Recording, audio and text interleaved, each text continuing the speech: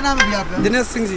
ये हमारे दिनेश सिंह जी हैं। जल्दी और करो। इस वक्त हम कहाँ पे स्थित हैं? माणा गाँव है। माणा गाँव। और ये इनकी टिकट है गाड़ियों गाँव का मेंटेनेंस का टिकट है। गाँव का मेंटेनेंस का टिकट जी, कितना मंदिर रुपए है?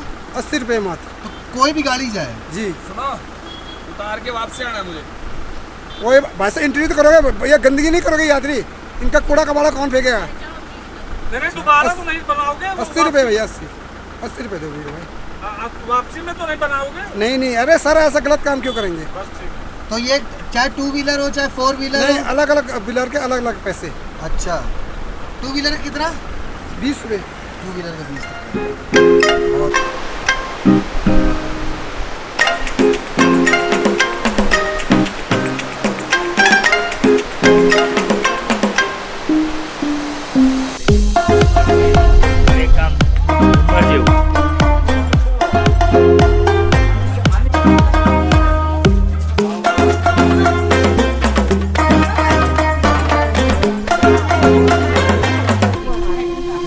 कितने का है ये?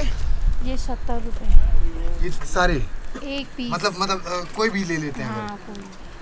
और ये किससे बना है दीदी?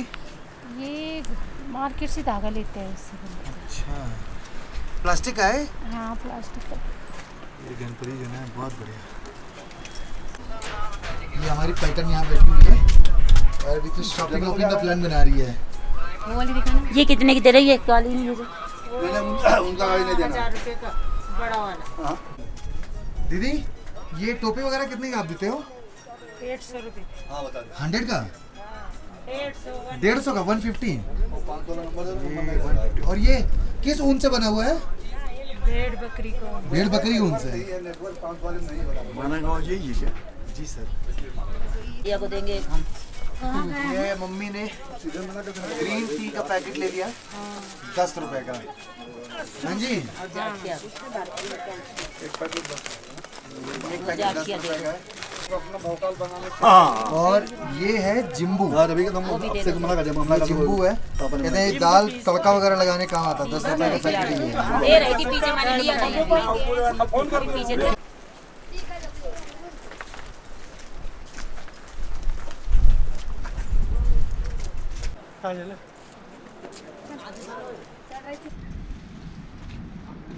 क्या नाम बताया तो भैया आपने अपना?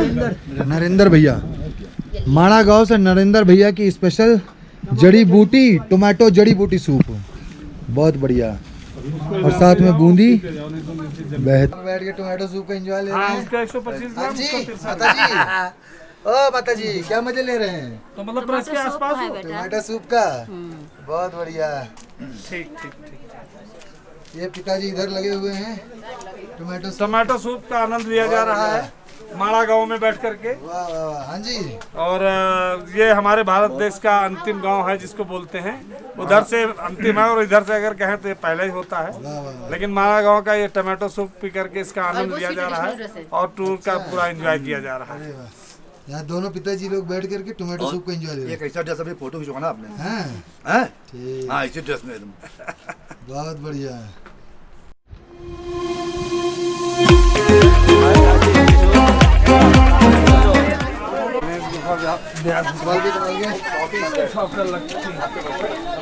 अभी हम इधर रास्ते में जा रहे हैं और इधर अपना गणेश गुफा और व्यास गुफा है।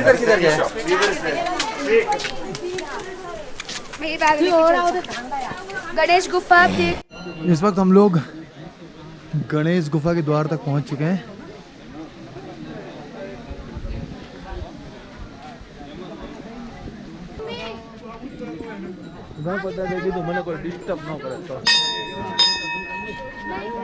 ओम गंगणपतये नमः।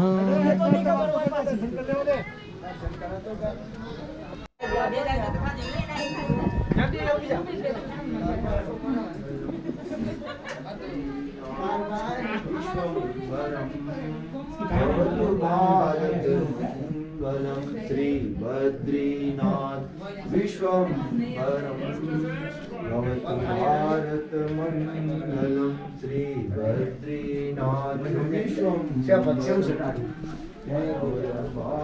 ये हम गणेश गुफा को निकल रहे हैं।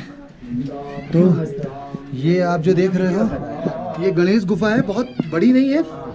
और जो पॉइंट आप देखते हो जहाँ से रास्ता डिवाइड होता है, वहाँ से मात्र 1 मिनट के डिस्टेंस पे ही गणेश गुफा है। गणेश गुफा ज़्यादा लंबी नहीं है ऐसी, लेकिन अंदर बनी हुई है। और उसके बाहर ये कमरा बनाया हुआ है।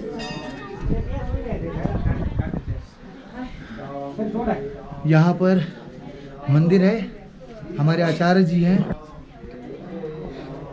और ये गणपति महाराज की मूर्ति है। जय। ये जो आप देख रहे हैं ये भोजपत्र का वृक्ष है और ये उसके पत्ते हैं। ये पूरा वृक्ष है उसका। और ये जो आप देख रहे हैं यहाँ पर ये उसकी छाल है। तो इसी छाल को निकाल करके पुराने समय में ग्रंथ वगैरह इस पे लिखे जाते थे। आप जो भोजपत्र की छाल देख रहे हैं,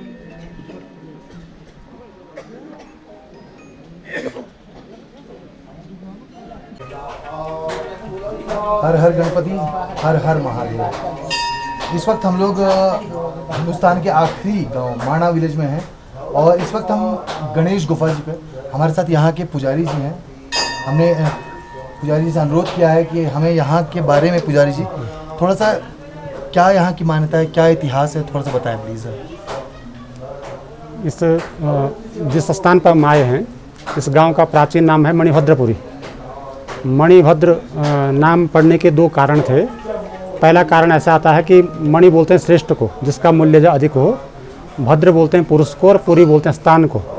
तो यहाँ जो है पुरुषों में जो श्रेष्ठ कहे गए हैं संत लोग, ऋषि लोग जो है निवास किया करते थे, इसलिए इस क्षेत्र का नाम, इस गांव का नाम जो है पड़ा मणिभद्रपुरी। दूसरी कथा ऐसी आती है कि भगवान जो कुबेर जी हैं, देवताओं के धनाध्यक्ष खजांची, उनके एक सेवक थे मणिभद्र, और पुष्पक विमान के रक्षक थे वो।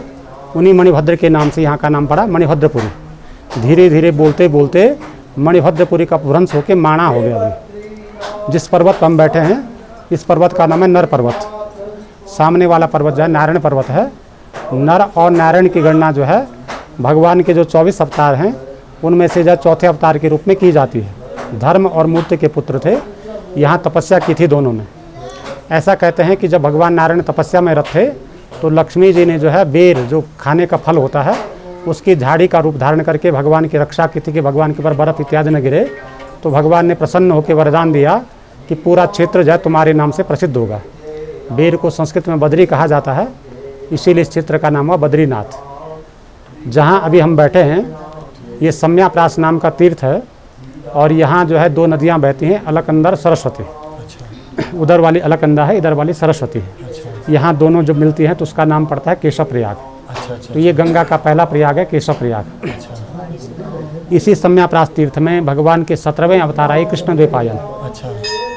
काले रंग के थे, द्वीप में जन्म हुआ था, इसलिए द्वैपायन नाम पड़ा। यहाँ जब आए तो उस समय जो है वेद परंपरा बिखरी हुई थी, मंत्र जो है बिखरे हुए थे। तो कृष्ण द्वैपायन महाराज जी ने सारे मंत्रों को संग्रह करके उसको जो है 4 भागों में विभक्त किया, ऋग्वेद, यजुर्वेद, सामवेद, अथर्ववेद। अब उनको उपाधि मिली, डिग्री मिली वेदव्यास की, जो वेदव्यास हम बोलते हैं, नाम नहीं उपाधि है एक। उस समय जो है कलयुग प्रारंभ होने वाला था, द्वापर युग के अंत की बात है ये। तो भगवान वेदव्यास जी ने जो है दिव्य दृष्टि के द्वारा देखा कि जो कलयुग में आने वाला जो जीव होगा वो वेद मंत्रों को समझने वाला नहीं होगा, उसके बस का एक मंत्र भी जो है समझना नहीं होगा। तो उसका कल्याण किस प्रकार हो। वेद के अंदर 3 चीज़ें थी, 3 तत्व थे, ज्ञान, कर्म और उपासना। उन तीनों तत्वों को जो है भविष्य की पीढ़ियों तक पहुंचाने के लिए वेदव्यास जी ने जब 5वें वेद के रूप में, 5वें वेद के रूप में इतिहास और पुराण, जो 18 पुराण हैं, महाभारत हैं, उसकी रचना की। और रचना करने के बाद सूत जी को कहा कि इनका जब प्रचार करो जाके। तो नैमिषारण्य क्षेत्र में सूत जी गए थे यहाँ से उसका प्रचार करने के लिए। जब कलयुग जो है का संधि काल समाप्त हो गया, कलयुग जब प्रारंभ होने वाला था कुछ वर्षों में, तो व्यास जी ने विचार किया कि वेद, ये पुराण और महाभारत को याद करने वाला कोई नहीं होगा, तो इन ग्रंथों को लिखा जाए अब। क्योंकि वेद व्यास का जो अवतार है द्वापर का युगावतार है, प्रत्येक द्वापर में एक वेद व्यास होता है, महाभारत के जैसे युद्ध होता है, और वो जो है वेद परंपरा को फिर से जीवित करने के लिए प्रयत्न करता है। तो उन्होंने जो ब्रह्मा जी की प्रेरणा से, ब्रह्मा जी के आदेश से गणेश जी का स्मरण किया कि गणेश जी आप जो है मेरे ग्रंथों को लिखिए। तो महाभारत के आदि पर्व में कथा आती है और कथा के माध्यम से एक शिक्षा भी मिलती है कि हमको जो है कोई भी कार्य कोई भी शिक्षा बिना जो है पात्र की पहचान किए हुए नहीं करनी चाहिए। तो व्यासी यहाँ पर जो है व्यासी की परीक्षा के लिए हमको दिखाने की, शिक्षा तो हमारे लिए है, व्यासी की क्या परीक्षा करते हो, लेकिन हमको शिक्षा देने के लिए व्यासी की परीक्षा ली कि महाराज जो है मैं लिखूँगा लेकिन रुकूंगा नहीं कहीं, आपको जो है लगातार लिखना पड़ेगा। तो गणेश जी के 2 नाम आते हैं, विघ्नकर्ता और विघ्नहर्ता। अच्छे कार्य करेंगे तो गणेश जी जो है विघ्नहर्ता है, वहाँ बिना पूजा के विघ्नों का हरण कर देते हैं। और गलत मार्ग पे चलेंगे, लड्डू चढ़ाएं, दुर्वा चढ़ाएं, वहाँ गणेश जी विघ्न करते हैं बार बार, क्योंकि गलत मार्ग के विघ्न करता है। तो व्यास जी ने सोचा जगत कल्याण का कार्य है और साक्षात जय विघ्नहर्ता यदि कार्य को करेंगे तो कार्य में विघ्न नहीं आएगा, ऐसा विचार किया। और बुद्धिपूर्वक एक शर्त रख दी कि महाराज रुकना नहीं, लेकिन समझ के लिखना आगे, बिना समझे हुए एक अक्षर भी आप जो आगे नहीं बढ़ेंगे, ऐसे दोनों में शर्त हुई। तो ये स्थान था गणेश जी का। आप भागवत पढ़िए, महाभारत पढ़िए, एक श्लोक बार बार आता है, नारायणम नमस्कृत्य नरम चैव नरोत्तमम देवीं सरस्वतीं व्यासम ततो जय मुदीरयेत्। बोले जो भगवान नारायण हैं, नर हैं, देवी सरस्वती हैं, मूर्ति माता हैं, इन सबको प्रणाम करके बोले अब जय घोष करता हूँ। जय घोष जो है, जो जय नाम था वो महाभारत का पुराना नाम था। महाभारत जब बना था तो जय के नाम से बना था। किसी किसी विद्वान का ऐसा भी मत है कि पुराण ये सब मिल के जो है उनका सम्मिलित नाम जो जय था। तो बोले अब जय को जो है जय घोष करता हूँ, अर्थात लिखना प्रारंभ करता हूँ। तो गणेश जी ने लिखना प्रारंभ किया, व्यास जी ने बोलना प्रारंभ किया। बीच बीच में जो है व्यास जी को समय चाहिए होता था, नित्य कर्म करने हैं, संध्या वंदन करना है, कोई कथा प्रसंग भूल जाए, कोई याद आ जाए तो उसके लिए समय जब चाहिए होता था तो कूट श्लोक बना के सुना देते थे। कूट बोलते हैं जिसको हम आजकल पासवर्ड बोलते हैं, पासकोड। तो वैसे जो है जैसे पासवर्ड को तोड़ने में बहुत समय लग जाता है, वैसे जब उस श्लोक का अर्थ निकालने में गणेश जी को बहुत समय लगता था, तब तक वो अपना जो है नित्य कर्म, संध्या वंदन, नई कथाओं को याद करके फिर से बोलने बैठ जाते थे। ऐसे करके व्यास जी बोलते गए थे और गणेश जी स्थान पर बैठ के पुराण और महाभारत की कथाओं को लिखते गए थे। वो स्थान है ये। आगे व्यास गुफा है, उससे आगे कलापग्राम क्षेत्र आता है। पुराणों में वर्णन आता है कि प्रलय की जब स्थिति बनेगी, प्रलय एकदम नहीं होगी, एक रात में बारिश होगी और पूरी पृथ्वी जलमग्न, ऐसा नहीं होगा, धीरे धीरे करके जाए जल बढ़ेगा। समाचार में हम सुनते हैं ना आजकल, आधा सेंटीमीटर 1 सेंटीमीटर जल जाए ऊपर की तरफ जा रहा है। तो एक स्थिति ऐसी आएगी कि पूरी पृथ्वी जाए जलमग्न हो जाएगी। तो जो चिरजीवी हैं, अश्वत्थामा, बलि, व्यास, सप्तऋषि हैं, वो सूक्ष्म रूप में उस कलापग्राम में निवास करते हैं अभी भी। ऐसा भागवत में आता है कलापग्राम का, स्कंद पुराण के केदार खंड में भी आता है। तो वहाँ जो है वो सृष्टि के जो बीज रूप है, जिसको आजकल DNA भी बोलते हैं हम, उसको वहाँ सुरक्षित रखेंगे। और जैसे जो है प्रलय का जल घटेगा, यहीं से पुनः जो सृष्टि का प्रारंभ नीचे की तरफ होगा। प्रलय नीचे से ऊपर की तरफ और सृष्टि का आरंभ जो ऊपर से नीचे की तरफ, ये जो है क्रम है। तो उनका वो क्षेत्र है कलापग्राम। उससे आगे यहाँ से 40-45 किलोमीटर आगे आता है देवताल, उसको सरस्वती ताल भी बोलते हैं। लगभग 19,500 फीट की ऊंचाई पर है। उस ताल से, उस देवताल से, देवताओं का वो तालाब है, कुंड कहा जाता है, वहीं से सरस्वती का उद्गम होता है। और वहाँ से बाईं तरफ चलेंगे तो गोमुख आता है, गोमुख जाने का पैदल का मार्ग है यहाँ से। और सीधे आगे चलेंगे तो कैलाश मानसरोवर आता है। पहले यहाँ से यात्रा करते थे, व्यापार भी होता था तिब्बत के साथ, और कैलाश मानसरोवर की यात्रा भी करते थे। अभी ये मार्ग बंद है। व्यास गुफा से नीचे उतरेंगे तो भीमपुल है, भीमपुल के नीचे सरस्वती हैं। ऐसा कहते हैं कि पांडव जब शरीर छोड़ने के लिए जा रहे थे तो भीम ने एक शिला उठा के सरस्वती के ऊपर रखी थी, उसको बोलते हैं भीमपुल। उसी के ठीक बगल में आप भीमपुल जाएंगे तो पानी की 2 धाराएं बहती है दाईं तरफ, पुल से पहले। उनका नाम स्कंद पुराण में मानसोद विद, मन की ग्रंथियों को जो भेदन करता है। हाँ, हमारे मन में जो विकार होते हैं उन विकारों को जो समाप्त करता है, ऐसा वो तीर्थ है। और स्थानीय मान्यता है कि कैलाश मानसरोवर का जल उनमें प्रभावित होता है, क्योंकि कैलाश मानसरोवर यहीं पीछे है। यहाँ से आगे चलेंगे तो धर्म क्षेत्र है। भगवान नर और नारायण के जो पिता हैं इस घाटी में, नर और नारायण के पिता का क्षेत्र धर्म क्षेत्र है। उसी धर्म क्षेत्र में वसुधारा नाम का झरना है। वसुधारा वो 8 देवताओं का एक समूह है। घर में जब हम हवन करते हैं, पूजा करते हैं तो वसुधारा के लिए होम करते हैं अंत में, पूर्णाहुति के बाद। तो वही वसुधारा यहाँ है। उसी के ठीक सामने लक्ष्मी वन है। लक्ष्मी वन में जो है भगवती लक्ष्मी जी ने तपस्या की थी, और भोजपत्र के बड़े बड़े वृक्ष हैं उधर। उससे आगे यहाँ से 6-7 किलोमीटर आगे अलकापुरी है। तो अलकापुरी से निकलने के कारण इस नदी का नाम अलकनंदा है। अलकापुरी जो है भगवान जो कुबेर जी हैं उनकी राजधानी है। अलकापुरी का जो ग्लेशियर है और गोमुख का जो ग्लेशियर है, जो अलकनंदा का ग्लेशियर एक ही है, ऐसे इधर से लेके उधर तक एक ही है। उस तरफ से भागीरथी निकलती है, इस तरफ से अलकनंदा निकलती हैं। यही जब देवप्रयाग में जाके दोनों मिलती हैं, दोनों गंगा की धाराएं हैं। अच्छा। देवप्रयाग में मिलेंगे तो फिर इनका नाम गंगा होता है, तब तक इनका नाम अलग अलग है। और नारायण पर्वत के पीछे चलेंगे तो इस चक्र तीर्थ, सतोपन, स्वर्गारोहिणी तीर्थ आते हैं, जहाँ पांडवों के शरीर छोटे थे। युधिष्ठिर महाराज जहाँ से सशरीर स्वर्ग को गए थे, ये पीछे की तरफ है। और स्वर्गारोहिणी के ठीक पीछे केदारनाथ जी हैं। बगल में नीलकंठ की चोटी है। नीलकंठ के उस तरफ जो है नारायण पर्वत पर उर्वशी कुंड पर, जहाँ भगवान कथाओं में आता है कि भगवान ने उर्वशी को उत्पन्न किया था अपनी जंगा से, तो वो कुंड वहाँ है। ये नीलकंठ की तलहटी में जो है चरण पादुका है, जहाँ भगवान नारायण के चरणों के निशान हैं। और ठीक नीचे जो है भगवान बद्रीनाथ जी स्थापित अवस्थित है वहाँ। ये जहाँ गाड़ी से उतरे हैं उसके ठीक सामने जो 2 मंदिर हमको दिखाई देते हैं। तो जो इधर वाला मंदिर है भगवती मूर्ति माता का मंदिर है। भगवान नर और नारायण की जो माता जी हैं, भगवान बद्रीनाथ जी की जो माँ है, मूर्ति माता का मंदिर है। भगवान को जब माँ इत्यादि ने कहा था कि हम साथ रहेंगे, तो भगवान ने कहा सब अलग अलग रहो। तो आपने मंदिर में देखा होगा बद्रीनाथ जी में लक्ष्मी जी बाहर हैं। सब जगह जो है लक्ष्मी जी साथ रहती हैं, लेकिन यहाँ बाहर हैं, क्योंकि भगवान की आज्ञा, हम तपस्या कर रहे हैं, आपके साथ नहीं रहेंगे।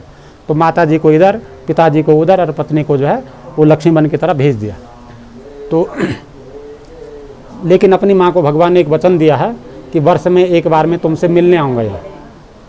अब द्वापर तक तो भगवान साक्षात थे यहाँ, नारायण मूर्ति नहीं थी। भगवान नारायण का साक्षात निवास था।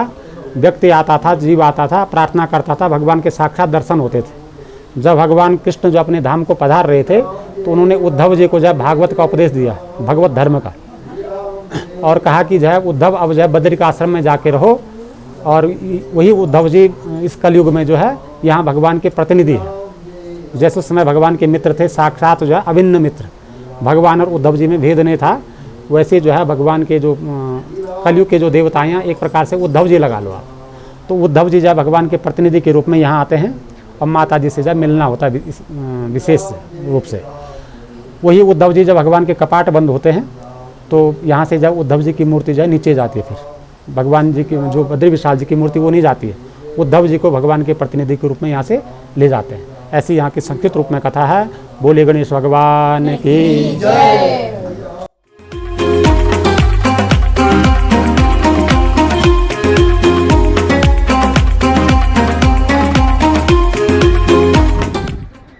हम लोग माना विलेज में गणेश गुफा के दर्शन के बाद अब जा रहे हैं व्यास गुफा में। और ये हमारी पूरी पलटन फौज चल रही है, व्यास गुफा में जा रही है पूरे जोश के साथ। दर्शन करते हुए व्यास गुफा की तरफ हम लोग प्रस्थान कर रहे हैं। बहुत बढ़िया। जितना आ गए इतना ही है अभी। नहीं इतना ही है, सामने आ गए। जितना आ गए बस इतना। हुए अब पहुंच चुके हैं भारत की आखिरी चाय की दुकान मणिभद्रपुरी, जो कि इनका पुराना नाम है और इस वक्त इनका नाम है माणा। व्यास गुफा श्री बद्रीनाथ। यह है श्री वेद व्यास गुफा जी का एंट्री।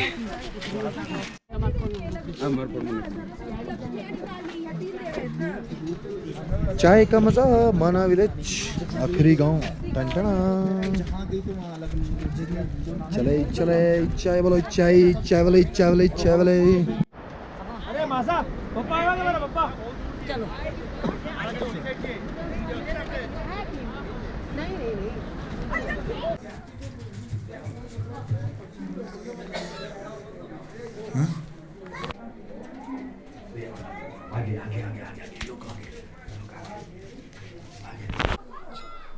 महाराज जी प्रणाम। हरिओम हरिओम। जय बद्री विशाल, जय बद्री विशाल। हम इस वक्त गुरु संत, बहुत बड़े लेखक, बहुत बड़े रचयिता, उनकी गुफा में आए हुए हैं। हमारे साथ यहाँ पे आचार्य जी हैं। आचार्य जी, आप कृपया करके हमें वेद व्यास गुफा जी के बारे में और वेद व्यास जी के बारे में जी प्लीज बताएं। आपका नाम है श्री कृष्ण द्वैपायन वेद व्यास। वेदः त्रिविधः, वेद एक ही था, तो आपने उसके और 3 भाग किए। वेद को कुल 4 भागों में बांटने के ही कारण आपका नाम पड़ा वेद। और आप जन्म होते ही विशाल हो गए थे, बड़े हो गए थे। आप जन्म होते ही विशाल क्यों हुए? क्योंकि आपकी माता श्री का नाम था मत्स्यगंधा, इसके बाद नाम पड़ा योजनगंधा, और जब आपका जन्म हुआ तब नाम पड़ा सत्यवती। तो सत्यवती के गर्भ से आपका जन्म उस समय हुआ जिस समय सत्यवती कुंवारी थी। कौन लालन पालन करे, कौन भोजन की व्यवस्था करे, इसलिए वेदव्यास जी जन्म होते ही विशाल हो गए, बड़े हो गए, बिग, इसलिए आपका नाम पड़ा व्यास। व्यास एक उपाधि भी है, तो जन्म होते आप विशाल हो गए, इसलिए आपका नाम पड़ा व्यास, वेद व्यास। काला स्वरूप होने के कारण आपका नाम पड़ा कृष्ण। और बैतवा और जमुना के द्वीप में कालपी पड़ती है कानपुर और झांसी के बीच, तो द्वीप में जन्म होने के कारण आपका नाम क्या पड़ा, द्वैपायन। तो आपका पूरा नाम श्री कृष्ण द्वैपायन वेदव्यास। वेद को तो आपने तो 4 भागों में तो बांट डाला, और भागवत में लिखा कि स्त्री सुत तुज बंधु नाम त्रयीनो सुति गोचरा।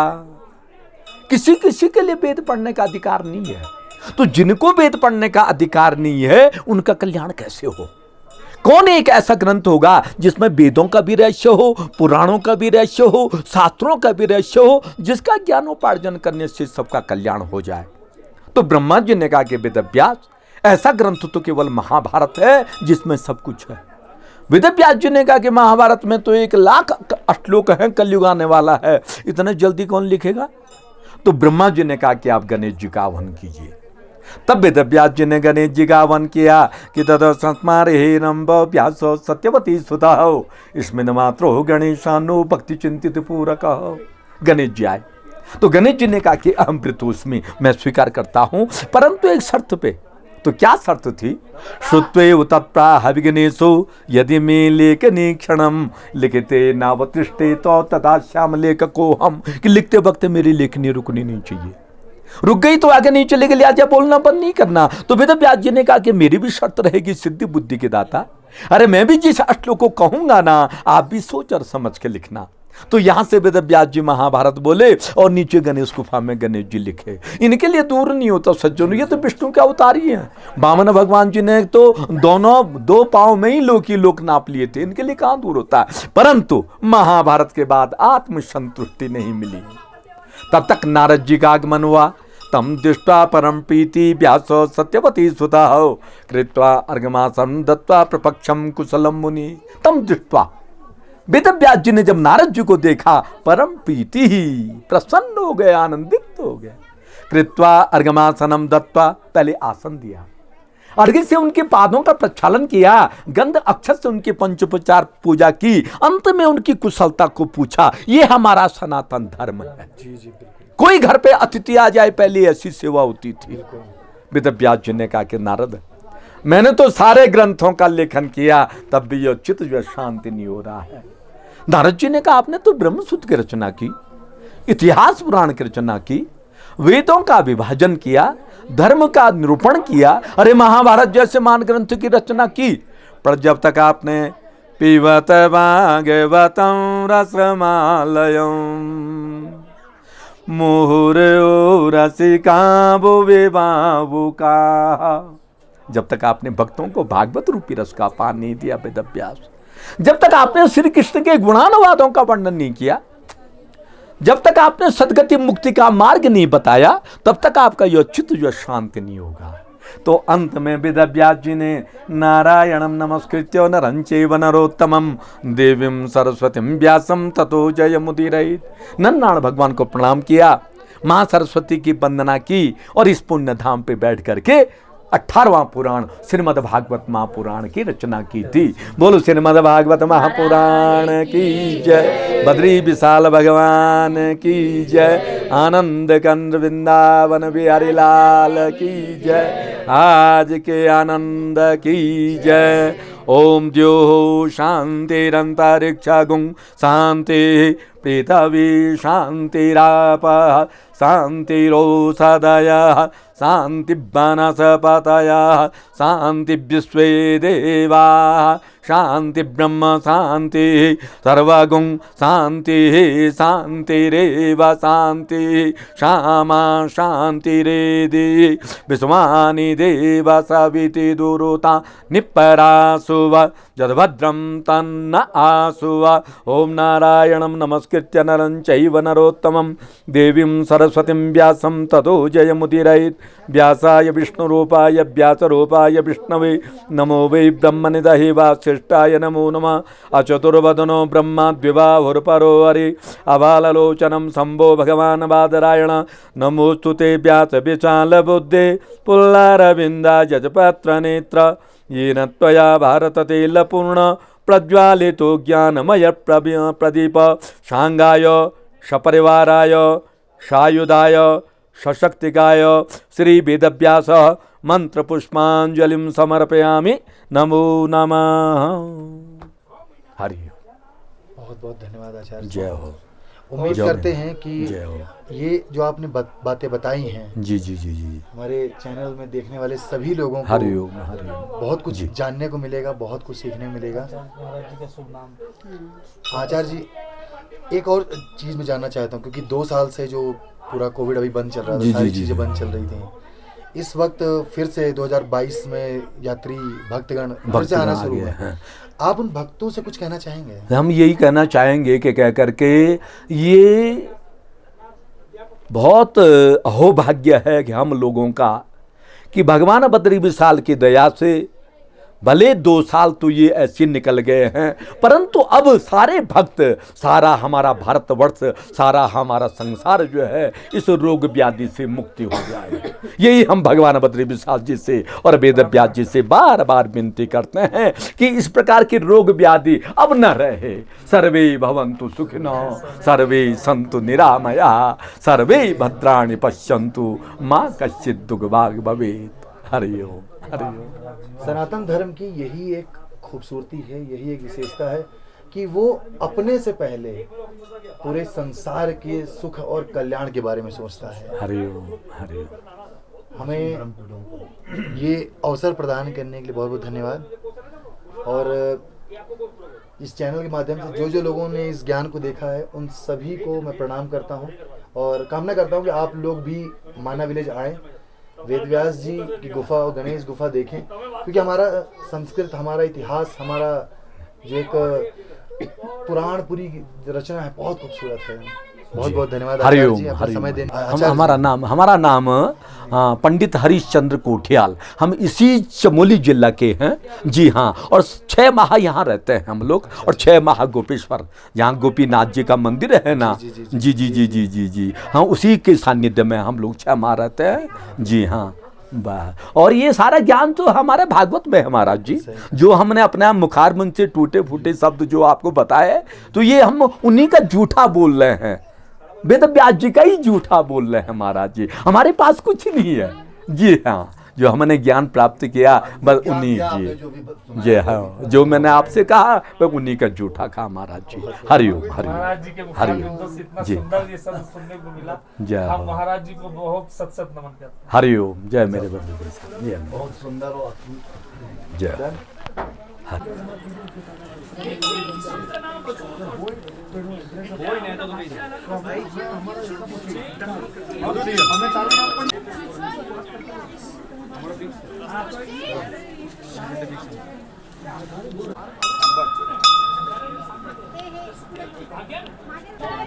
ये झंडो ना पड़े। अरे हाथ दो अपना। तो नमस्कार, इस वक्त हम आ चुके हैं हिंदुस्तान की आखिरी चाय की दुकान माणा विलेज में, और मैं एमरोक और साथ में मून। अभी थोड़ा सा मून डल हो रखा है इसलिए कैमरे के सामने नहीं आना चाहता है, बट उसका हाथ आ गया है एज ऑलवेज, एमरोक के हाथ के साथ मून का हाथ। सो चाय एंजॉय करते हैं माणा विलेज की और अपनी आगे की यात्रा शुरू करते हैं। हर हर महादेव, जय हिंद, चीयर्स। ये जो आप लोग देख रहे हैं ये है सरस्वती नदी, और सरस्वती नदी सिर्फ यहाँ माणा विलेज में ही दिखाई देती है, थोड़ी दूर के लिए। 1 किलोमीटर भी नहीं होगी, 1 किलोमीटर भी नहीं है, मुझे लग रहा है कि ये 100-200 मीटर पे ही इसका यहाँ पे रास्ता है।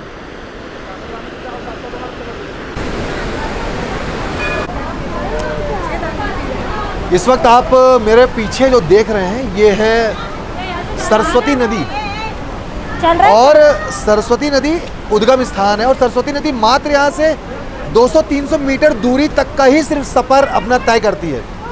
उसके बाद आगे जा कर के अलकनंदा में मिल जाती है, और उसके बाद सरस्वती नदी कहीं नहीं दिखाई देती है। सरस्वती नदी जो सिर्फ दिखाई देती है, उसके बाद आगे जा कर के सिर्फ और सिर्फ प्रयागराज और इलाहाबाद में। कहते हैं कि सरस्वती नदी को एक तरह से अदृश्य नदी या लुप्त नदी भी कहते हैं। इस वक्त जिस पुल पे मैं खड़ा हूँ ये है भीम पुल। कहते हैं महाभारत के बाद जब पांडवों के ऊपर दोष हत्या, गौ हत्या और ब्राह्मण हत्या का दोष लगा था, तो उसके बाद जब मोक्ष के लिए जा रहे थे तो इस रास्ते से वो आगे गए थे, और क्योंकि रास्ते में सरस्वती नदी जी पड़ रही थी तो रास्ता बनाने के लिए भीम ने पूरे पूरे पहाड़ को उठा करके यहाँ पे रख दिया था। आप अगर देखेंगे तो साइड में आपको उंगलियों के निशान भी दिखाई देंगे भीम जी के। गवर्नमेंट ने अभी फ़िलहाल इस पे रेलिंग वगैरह, जीने वगैरह बना दिए हैं, लेकिन जिस वक्त मैं जहाँ पे खड़ा हुआ हूँ ये भीम पुल है। और मेरे पीछे जो आप देख रहे हैं ये है सरस्वती जी का उद्गम स्थान। कहते हैं कि व्यास जी जब महाभारत का लेखन कर रहे थे तो सरस्वती नदी का इतना जोर आवाज़ था कि उन्होंने सरस्वती जी को श्राप दे दिया कि तुम शांत हो जाओ। तो सरस्वती जी यहाँ से उनका वॉल्यूम आगे, आप धीरे जैसे देखते जाओगे ना, सिर्फ वॉल्यूम उनका यहीं पे तेज है। जैसे जैसे आगे जाता है ना, वॉल्यूम उनका धीरे धीरे कम खत्म होता चला जाता है, और उसके बाद आगे धीरे धीरे सरस्वती नदी जी लुप्त भी हो जाती हैं। तो अगर आप माना विलेज आते हैं तो यहाँ पर आकर के सरस्वती नदी जरूर देखेंगे। हर हर गंगे जय सरस्वती, हर हर महादेव।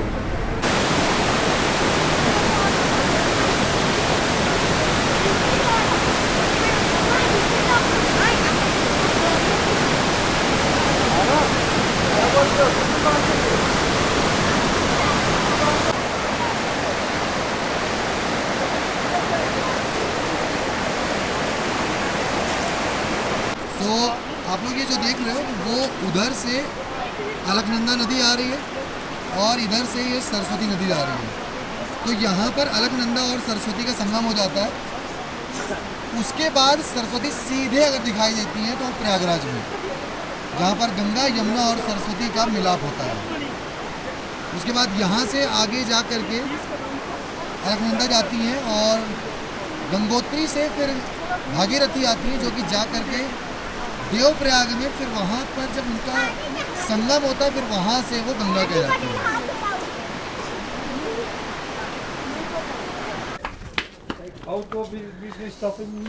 नहीं, तो हमारा सफ़र में एक लास्ट जो लिस्ट थी माणा विलेज, और सफ़र की लास्ट लिस्ट और इंडिया का लास्ट गांव भी, सो वो हम लोगों ने देखा।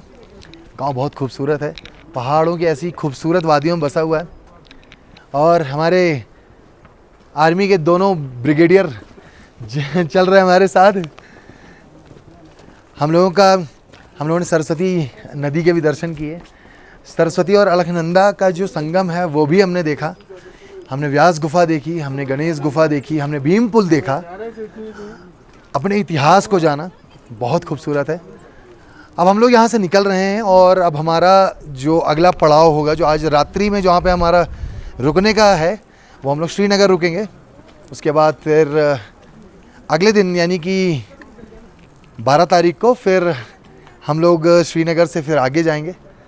तो आगे देखते हैं हम लोग क्या करते हैं, और या हम कितना आगे और एक्सप्लोर कर पाते हैं। तो अब आप लोगों से मुलाकात करेंगे अपने अगले एपिसोड में।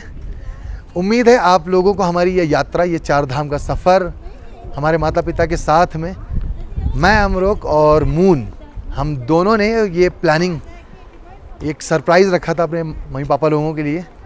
एक खूबसूरत सरप्राइज़ था, और बीच में हम लोगों ने अपने मम्मी पापा लोग का एनिवर्सरी भी सेलिब्रेट किया वो भी मोमेंट बढ़िया था।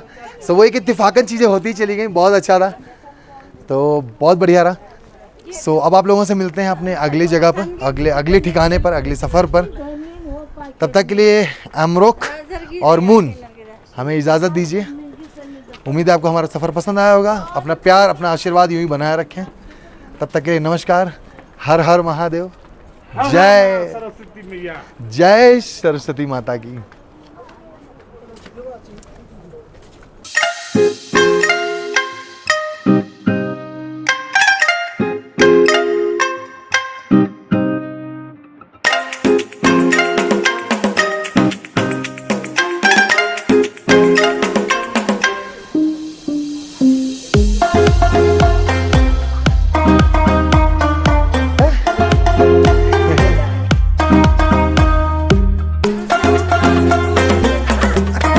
ये जो माना विलेज में जैसे आप ये स्वेटर वगैरह ये बाकी चीजें करते हो, तो यहाँ का क्या मुख्य जो आय स्रोत है वो आप लोग ये ऊन वगैरह ही है? ऊन ही है हमारे। अच्छा अच्छा। तो यहाँ के लोग मेनली वैसे जो आय स्रोत है वो क्या क्या करते हैं?